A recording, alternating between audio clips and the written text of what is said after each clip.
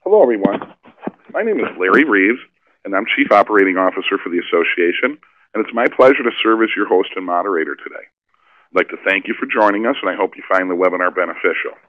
We also encourage questions, so send them via the question panel on the left-hand side of the screen at any time, and we'll answer as many of those as we can during the session, and we'll follow up with you directly on any others. I'd also like to remind you that this webinar will be available for replay within the next few days on our website, and you'll all get a message as to when that's posted. I'd like to send out a special thanks to our friends at Clarix who are providing the Adobe Connect tools for today and providing technical support. You know, most of you know about the AISP. For those of you that don't, we'd like to take a moment to share a little bit about the association and some upcoming events you might find interesting. The AISP was founded with the vision and goals of really helping to raise the bar on the overall performance and professionalism within the inside sales community. And we wanted to unite that community. It's a large community to come together as a centralized resource to share topics and challenges and resolutions and all those things that help us all get better. And that's for both the individual, the team, and the organization. And we really do that in a variety of ways. Now, you see today, the association is over 3,000 members strong, and we're made up of companies both large and small in all different kinds of verticals in all different areas. But we all have that common thread that we work with inside sales, and there we have a lot of similar challenges. So the association, really, the framework for the membership is learning-based, and we do that in a variety of ways with our member library, our conference series, our webinars, member-only training Tuesdays, the Ask an Expert feature, and also our recently launched accreditation. We also unite that community in a variety of ways with over 40 regional chapters. We have a number of local conferences. Our member directory allows folks to get together, and the member communications allow people to stay tied into what's happening on the website. We also provide a variety of other services, such as the service provider directory that helps us to identify and share information on companies providing products and services to us, the inside sales community, our job board, our event calendar, and, of course, our awards programs. Some upcoming events that might be of interest is our Inside Sales series. It continues in 2012. This is focused on frontline activities for the frontline contributors, managers, and those executives that manage inside sales teams. We'll be in Phoenix on Tuesday, January 10th, and then we'll be in Atlanta in early June. The date will be determined and published very soon. For those executives out there, we have a very exclusive leadership executive retreat coming up in Scottsdale in early January, where we're going to be focusing on the key issues facing inside sales leadership. In addition, our flagship event, the Leadership Summit, will be hosted in Dallas this year in April, and it's the only conference out there dedicated 100% to inside sales leadership. You can learn more about this and all our other events out on our website, and I invite you to check that out. With that, I want to move to today's topic, screen sharing. We've all been involved, or many of us have. We want to show somebody what we're looking at or see what they're looking at. The concept is not new. We want them to see what we're doing, maybe a demo. But what are we really trying to do? Are we trying to reduce the sales cycle? Are we conducting virtual presenting? Are we handling customers that want to be sold a little different than they were in the past? Or is it a combination of this? And then the tools. Do we have the right tools for the job? Do we have something that's streamlined that can be efficient for especially new prospects to get on quickly? Or are we working with tools where we have to do downloads and they can be cumbersome and get in the way? Well, we believe that technology is there today and in the right way and with the right tools. And we hope to show that to you and have you see some of that today. And we're very fortunate that we're joined by, first of all, Mr. Derek Dean, who's the Director of Inside Sales for Reed Construction Data, where Derek manages a team of over 100 inside sales reps. Reed Construction is a leading provider of targeted project information, cost data, and marketing intelligence to the construction industry. So Derek has lived this transformation, and he's going to share this from his perspective, that of the user and the manager. So welcome, Derek. We're glad to have you joining us. Right, Larry. Thanks. Glad to be here. Yeah, pleased to have you. And then joining Derek will be Mike Walsh, who's the sales director at Glance Networks. And Mike is both a sales leader and a bit of a social media guru. And over the past 2 years, Mike has headed up the sales team at Glance Networks, where he's working to implement both Glance for Salesforce.com and Glance for Live Person Chat. So he lives a dual life as a former rep and now a manager, and then someone representing this technology. Mike, it's great to have you. Welcome. Hey, thanks so much, Larry, for the introduction and the opportunity to talk to the folks here today about the Reed Construction story. We're fortunate enough, as you know, to have Derek Dean here. We're actually in the headquarters in Arlington, Massachusetts with Derek, and I appreciate you joining us, Derek. As Larry touched on, I think what we're really looking at here is, kind of a change in an understanding of how screen sharing has helped the Reed Construction team have quite a bit of success. And what we'd like to do is just have a conversation about that and the process and procedures that have been put in place within that organization. Just a general conversation today with Derek. Thanks for joining us. All right. Thanks, Mike. It's interesting because we talk a lot about web meetings and online demos and screen sharing, but they're really all different. For us, screen sharing is a completely new tool and a new vehicle for us to get our product out onto the market. And I think as we move through this, you'll see that we really went from not even a sales 1.0 environment, but kind of like a sales 0.25 environment to a full-scale sales 2.0 environment. Through that, a lot of changes, a lot of new opportunity, and a lot of unopened doors that we were able to find through the process. And Derek, what were some of the things that you guys were seeing within your process, and what were some of those problems costing the business?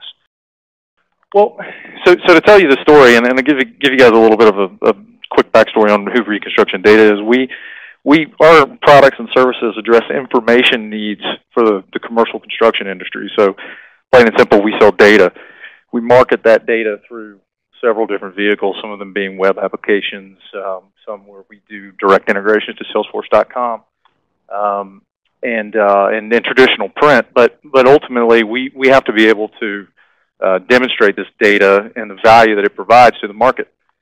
So traditionally, we would actually give our clients the keys to the castle, so to speak, in the sense that we would actually allow them to test our data and go in and decide whether it was worthwhile to them or not. And the reality was we couldn't manage what the client was seeing. We couldn't manage what the sales rep was presenting. And it presented a lot of problems for us in getting the product into the right hands at the right time. And throughout that process, you kind of discovered that, a connection to that customer could be utilized, through implementing different process and procedures, through Salesforce.com and some of the other technologies that you brought in. And you were addressing kind of a disconnected process, is that correct, throughout, the organization? Well, sure, absolutely. I mean, we try to manage our sales reps in a traditional process, right? So you sit down, you take your leads, you make your phone calls, and you close your sales. And we really had no insight into what was happening during the sales cycle. And we always say that it's difficult to manage what you can't measure. So if we knew that a sales rep had to call a customer, had to get them on the phone, had to demo the product, and then ultimately had to get the contract out and close, what were the mechanisms that took place along the way? How could we influence those metrics? And ultimately, how could we change those processes in order to benefit us in the long run?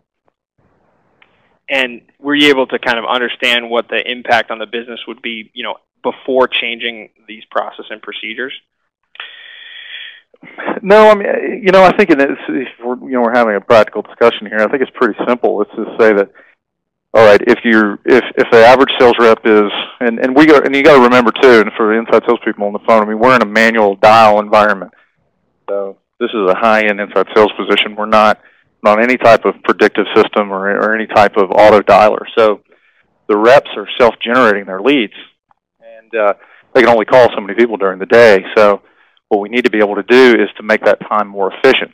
So if you can present the right types of leads in the right situation for the right target markets, and then you can control how the sales reps are approaching those customers, then ultimately you can increase the number of conversions, you can increase the sales into that market, and you also can get more contracts out of each individual rep.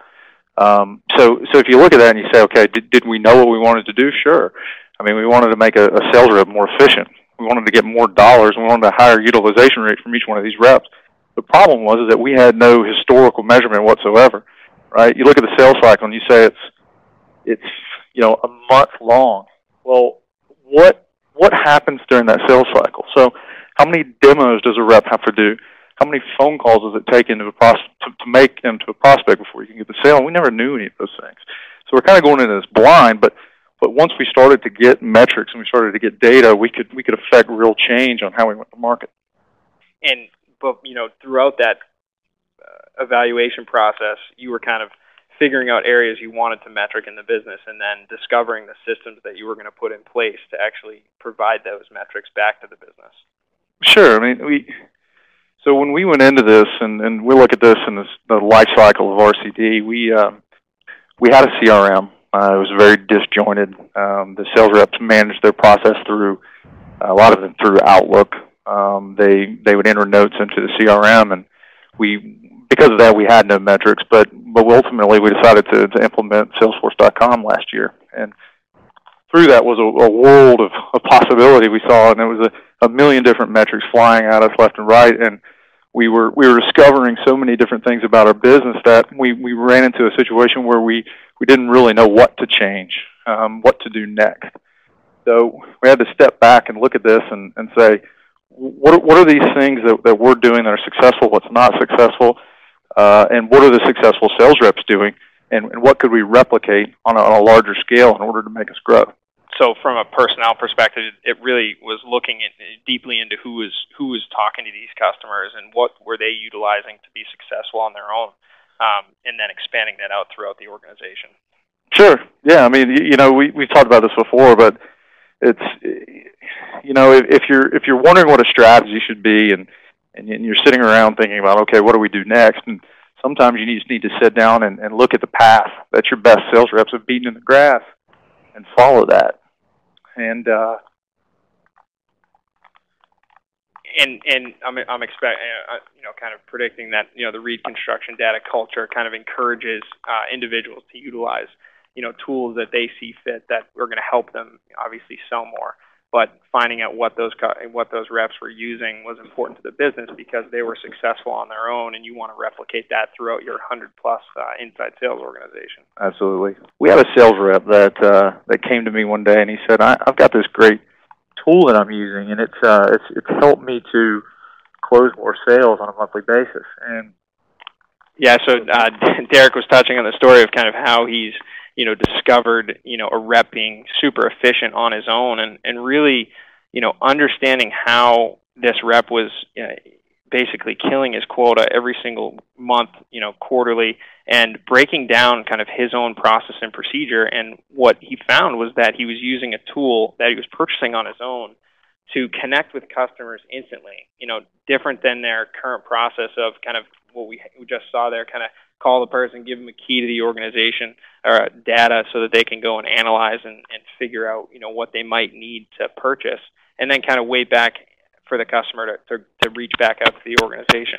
What was going on at the organization is they discovered this rep was using a tool. He actually had purchased, Glance on his own, and was out instantly connecting with customers because in the Reed construction data world, they're actually selling data to architects and engineers and construction professionals who are out in the field, who at any given moment normally aren't sitting at their desk. They're either in a trailer, they're in their car, they're working on site, and they actually need the ability to see the data that the rep was showing them, and not actually giving them the key to this data resource and having them go there on their own. And so by doing that, he was able to increase his conversion rates. And what Derek found was that they could really put this data into Salesforce.com, analyze what was going on in the connection rates, and understanding, how often you need to put the person, your rep, how many calls your reps need to make, what kind of connections they need to do through to do the demos, and showing that data to the customer, instantly provided value to the organization, because the more data that they showed to these construction professionals, they were able to close more business, obviously. And through Salesforce.com and analyzing that, they were able to create this Sales 2.0 scenario where they actually had the ability to analyze, which was super important. It was something that they hadn't done before. They were really taking a stab in the in the dark to figure out what was going on here.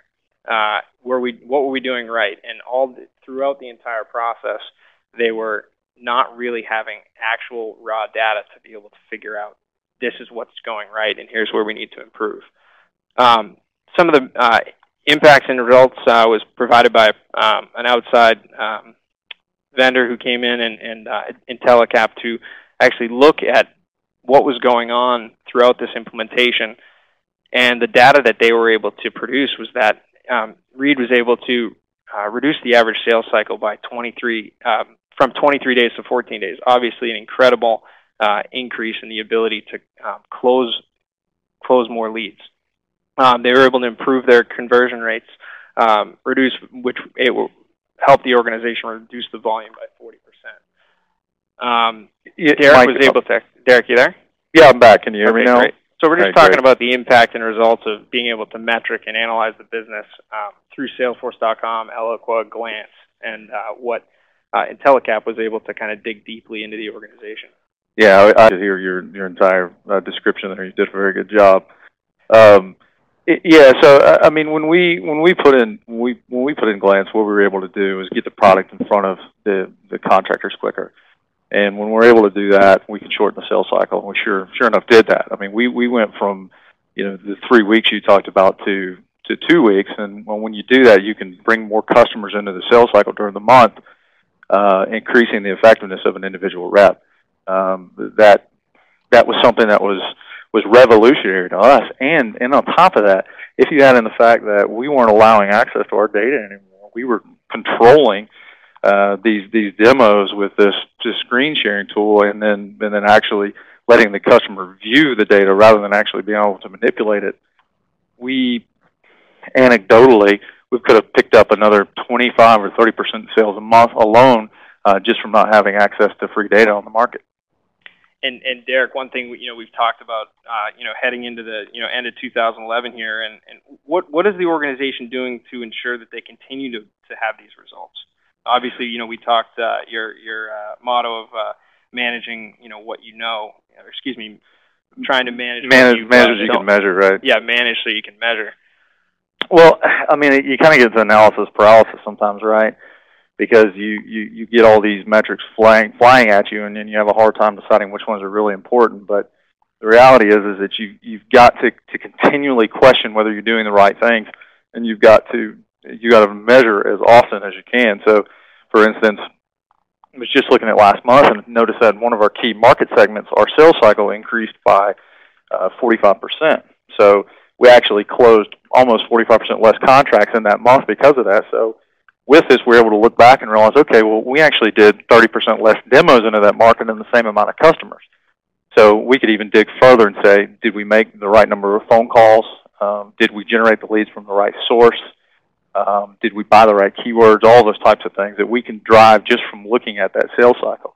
Ultimately, we've got to be able to give more demos, because if we don't, we're never going to close these customers. But we're always going to look at the course corrections we can make along the way, and try to focus on the key metrics that are important in getting the most utilization out of an individual rep that we can. Derek, and we've got a number of questions lined up, and just as you talk about the measurements and whatnot, could you share some of the specific things that you actually measured and some of the things that you were able to correct and improve based upon those measurements? I think some of the folks would love to hear, how did we actually do this, and what did we actually measure? Well, so I mean, if we talk purely from a Salesforce environment, I mean, we didn't even know how long our sales cycle was before we went there.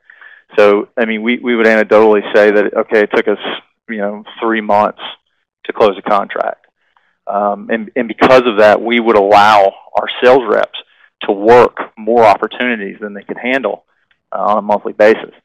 Well, when we found out that the sales cycle was really, and this was pre-Glance, was really only 3 weeks long, well, we said, okay, they can't go through as many opportunities as we thought they could.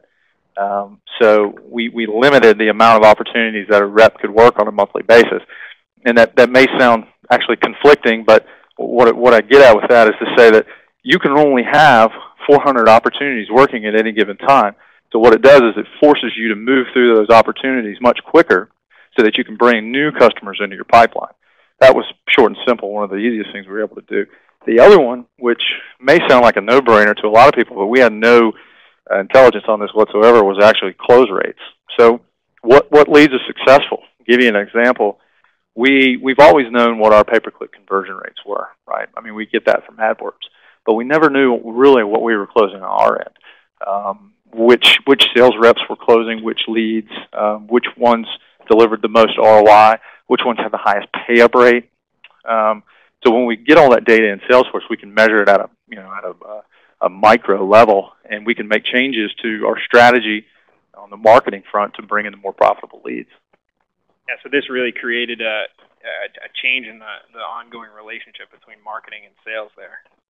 Well, so yeah, it's interesting because you when you think about the demo process and you say, okay, and it, just to let you guys know, it takes us 2.5 demos on average per customer to close a sale on sales that we do close. So if we get to the point where we can actually measure the sales we lost and say, okay, we didn't do demos on those, then we can start to look at ways to get more of these people in their computer and in front of our product. But the reality is that the larger sales we have take much more demos. So if you actually break this up and you look at it and you say, okay, for our sales that are 3 or 4 times the average contract value, we may go through 10 or 12 demos on those sales just to close them, and the sales cycle is 4 or 5 times as long. So is it more efficient for us to continue to work those large deals when it requires so much resource, or should we spend our time and our rep resource bringing to fruition smaller deals that we can pack more volume in? We got a question here coming in from John. John, it says, you mentioned Eloqua, and that is that a prerequisite to get the analysis that you need? No, so I'm sorry I missed that. We actually I didn't get to talk about Eloqua. Eloqua actually came in after the fact. We had Salesforce October of last year, and we were actually using some of these tools independent of Salesforce, but Eloqua didn't come in until this year. And I think what Eloqua is doing for us right now is really on more of the lead management side. So we're able to actually take these existing contacts and leads that we've procured through our pay-per-click programs and do drip campaigns. We can remarket to some of the same people. We have much better intelligence on click-through rates, website visits, all those types of things. But it doesn't affect the sales cycle from an organic perspective. I mean, the average sales rep has no visibility into that, and when we report on our sales metrics, we don't bring any data from Eloqua into it. I think that Eloqua is, and I would describe it as, if you think of the old sort of abstract right brain marketing world, and you try to quantify it and bring it into a cloud environment, then Eloqua is going to be able to do that for you, and ultimately it's going to be able to generate more dollars from the same customers that you've marketed to for years. Great, thanks for addressing that. We also have another question, if they can see a demo of Glance. That came through over here. We'd absolutely love to show Glance. Obviously today we're on a webinar here, so we're utilizing Adobe Connect, but for a more specific demo of Glance, we'd absolutely enjoy the opportunity to talk to you. If you want to reach out to our website, glance.net, you can download a trial there, and we'd be happy to have a discussion about how you can view Glance. In understanding, obviously, kind of some of the lessons that you learned through this, and you were able to have executive support for really changing the way that you approach sales and kind of aligning your organization forward. Well, yeah, so there's obviously a lot of changes going on at Reed for the last year. Our sales reps have, for the most part, traditionally decided on who they wanted to work and when they wanted to work them, and they did what they thought was best for them and their ability to close business. And it's not to say that we came in and we decided we wanted to do it a different way, and we'd use the existing rep resource we have and we'd put them on that. We wanted to make smart fact-based decisions and do the proper analysis to ultimately to make the business more successful, to make the individual sales rep more successful. But with that comes a lot of change, and we've talked about this before, but it's the analogy of the golf swing. So if anybody on the phone that plays golf or familiar with it at all, you get in this groove and you have this muscle memory and you create your own swing, and then a lot of times you start to have problems with it. You know, it may work every now and then. You get on the golf course, you might hit a good drive, right? You might hit a good shot into the green and have a good putt, but you start to have problems and you have off days where you're not playing well. And the same thing works with sales. Well, if you relate that to what a golf teacher is able to do for you, they're able to go in and actually analyze the bits and pieces of your swing and the mechanics that you're using, and find the flaws, and also find the things that are working. And then they give you a new way to do it. Well, it's very, very uncomfortable sometimes, and it's hard to stick with it. So in order for you to do that, and if we relate it back to the business, you have to have very, very strong executive sponsorship. You have to have good management. You have to have champions within the team and individual leaders and people that are able to take these new processes and become successful with it. And then in the end, you're going to have your individual sales reps that begin to see that there is an easier way to do their job. So when I look back on it now, I tell you that everything we've gone through wasn't really that difficult, because we've come out on the other end a healthier, leaner business. We're making more money. Our sales reps are happier. Morale is better. Turnover's down. All those things have happened, but we definitely went through our share of challenges along the way. Great. That's a great way to sum up where you're headed in 2012 here. And I'd love to open it up to any additional questions. Obviously, there's a Q&A panel to the left-hand side if you'd like to ask a question. Yeah, you know, Mike, I've got a couple questions that thanks, came Larry. through. You know, Derek, as far as your customers, right? You know, the construction data business maybe, you know, might not seem like a highly technology advanced group. Could you talk to that a little bit about the acceptance and how what are your customers thinking about being able to connect? Has it been helpful for them? You know, how is their reaction? Well, so yeah, I mean, I'd say you want to do anything that's going to make it easier for your customers and easier for your prospects to do business with you. And it's so if I could paint a picture for you, imagine you're and you're right about one thing, by the way, that there's definitely a dichotomy in the construction market. You've got the building product manufacturers and the architects who are using 3D modeling and doing a lot of next generation type stuff, but you've still got what I'll call the good old boy network, and it's the reality that a lot of construction professionals have done things the same way for a long time. They still use pen and paper, and they've resisted technology to a large degree. But if you can imagine that you're a sales rep and you're on the phone and you're calling up a prospect, and this guy's got 5 minutes, 10 minutes to talk to you, and then you've got to go through, you've got to submit and give him credentials, get him to your website, get him logged into your website, and then he has to follow your commands as you're giving him the demo. Right? If you can just imagine that, and then take all that away and basically give him access to just view you demonstrating the product. All he has to do is go to one site, types in a code, and then now he's viewing, and then you can direct him. It's going to be quicker. You're going to spend more time on the things that are important and less time on the superficial things like logging in and moving him through the features of getting to the site.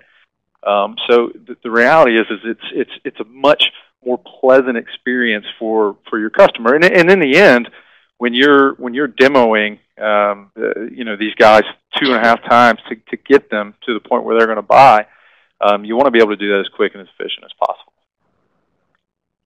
Excellent. We had another question come in, Derek. Can you share the demo tools that your reps are using when they're into the glance session? Well, that's it. Yeah. Go ahead, Mike. Sorry, we actually had an additional follow-up question to that. So said when the customer logs into Glance for the first time, they have to download anything. Actually, to directly answer the question, no. If you are using the Glance software through Salesforce or from your desktop, you can actually just have your guests join in right from a web browser. That means they can join on any mobile platform out there, so that just opening up a web browser allows them to join into the session. Instantly connects in usually under about 3 seconds. And you can actually gather all the data from that session right into the activity history in Salesforce.com. So that's really what's going on with Derek's organization. Yeah, so that's, if I could just touch on that for a second, because we missed this point earlier when I was having some trouble. So we're able, because we use Glance inside of Salesforce, we're able to actually combine this demo data with sales process metrics. So I don't have to go to another area to grab my demo metrics and then combine them and then to make some aggregated measurement of what we did in a month. I can actually look at this on a rep level and on an opportunity level. So if I want to know how long and how many participants were on the call, I can get all that data right out of Salesforce.com. And it's no, as far as the rep is concerned and the prospect, it's no harder than actually opening a browser window, just as Mike said. So there's nothing to download, nothing for them to use. And you know what, I do want to point out that our reps have access and have the ability to use several different online meeting environments, and you know, you think of any major brand and they have access to all those things, but they choose to use Glance because it's easier for them to get their prospects on the line. Thanks, Mike. We had a couple other follow-up questions on the features of Glance. You want to address those as well, if you would, please? Yeah, Derek, have any of the other question here? Has any of the other parts of the organization adopted Glance? Yeah, great question. So when we brought in Glance, I mean, we looked at it from the sales perspective and said, you know, this is going to be easier for our sales reps. But once word started getting out there, we had other areas of the business, and Reconstruction Data is part of a huge multinational corporation and got every tool imaginable and available to them. And we actually had a lot of the desktop support people would come to us and ask us if they could have one of these Glance licenses, because it was easier for them to connect with the people that they needed to support remotely. In addition to that, we realized that, hey, you know what? We can use Glance for our actual trainings for these customers we bring on board.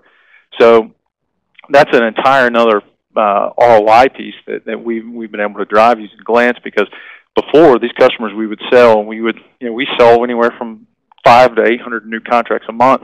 We have to train each one of those, because we know that training drives usage, which in turn drives a renewal rate. Well, we were doing manual trainings the same way we do manual sales. It's call up 5 people and walk them through the process. Ultimately, we couldn't get to everyone. Pre-Glance, we were training 20 to 25% of our customers. Post-Glance, what we do now is we allow them to connect when they want during the meeting, to leave the meeting when they want, and we've been able to increase the training rate from 25% to 65% in the last year. So ultimately, that's driven more renewals, because as a subscription business, and the fact of the matter is it costs us a lot to acquire these customers. So the more we can keep on the back end and renew with us for the second and third year, the better we're going to be. And the reality is we need to train more of them. We've been more efficient with that process. Excellent. And folks, we've got plenty of time for some more questions if anybody has any. Mike, there was a question regarding passwords for sessions. Can you address that one? Yeah, there's thanks, Larry. There are a multitude of ways that you can have a guest join in. There can be a 4-digit session key. There can be no session key. You can require guests to sign into the session, and that's all just that's all set at the user settings level. And all that information, actually, if you have a guest sign into the session, can be plugged into Salesforce.com if you have the integration with Salesforce.com, potentially into a campaign object where you're running a group session for multiple different guests, some of which may exist in Salesforce, but some people may not exist in Salesforce. But all of those are set at the user settings level. So yes, there is a session key option. There is also a no session key option, so that it's an instant join without asking the guest to do anything to join into that session. Great, thank you. And you know, we use Glance here at the association as well, and we really love it. The ease of connections is wonderful. You know, Derek, I was curious with your guys, do you have any kind of feel for the failure rate where people can't connect?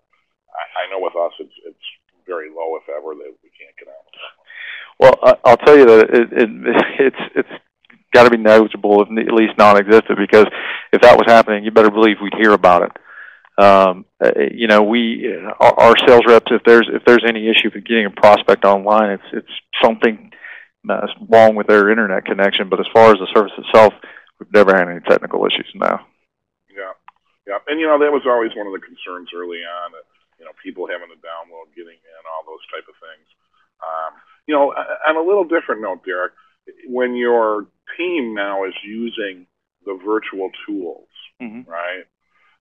How much training did you do relative to getting them ready to be able to present effectively? And can you talk a little bit about what you do? Do you just go in and show things, or do you have kind of a presentation format that they kind of go through when they bring somebody online? I know right. Online no, that's a good question.